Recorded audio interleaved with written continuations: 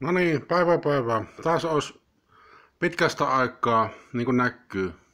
The Man Who Shot Liberty Valance elokuva YouTubesta. Ostin legendaarisen länkkäri. Pääosissa mun suosikkinäyttelijät John Wayne, James Stewart ja Lee Marvin.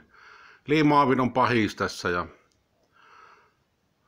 John Wayne on revolverin sankari ja James Stewart on semmonen lakimies, joka ei aseisiin luota, vaan lakia oikeuteen ja lakia opiskellut. Aivan huippulänkkäri.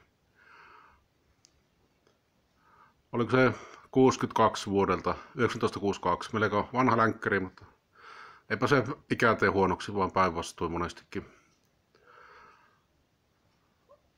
Ihan ensimmäisiä länkkäreitä, mitä olen ikinä elämäni aikana nähnyt. Ja sattui semmonen hauska yksityiskohta, kun 7-vuotiaana pikkupoikana vuonna 1984 sai joulupukilta eka oma lompakon lahjaksi. Ja niissä vanhassa lompakossa on semmoinen kuvatasku ja siihen pannaan perheen kuvia, mutta kun eihän 7-vuotiailla pojalla mitään perhettä yleensä on, niin kun kuvaan laitoi, just oli tämän länkkärin kahtunut, niin laitoi semmoisen kuvaan, missä ne ottaa yhteen jossakin saluunassa, ruokaravintolassa, missä lienee tappelee, semmoinen legendaarinen kohtaus tuossa elokuvan loppupuolella. Niin.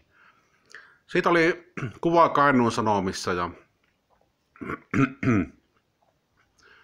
mä sen kuvaa sitten laitoin, leikkasin Kainuun Sanomista tämän länkkärin kuvaan ja laitoin siihen kuvaa taskuun lompakkoon. Ja sitten laitoin puhelinnumeron ja sitten käytiin jossakin vanhempien kanssa jossakin kaupassa ja mulla oli se lompakko mukana ja kengänauhat rupesin sitomaan ja laitoin se konepellille sen lompakon ja sitten kun lähdettiin ajamaan, niin sehän tippui jonnekin Kainuun teille se lompakko ja sitten etittiin vaikka mistä sitä lompakkoa ja sitten jonkun tunnin päästä puhelin soi ja oli joku poika löytänyt sen lompakon ja puhelinnumeron perusteella. Sitten sitä kuvaa oli kahtunut ja ajattelin, että on varmaan joku pojan lompakko, kun kuvaa Villilänne elokuvasta. Ja sitten me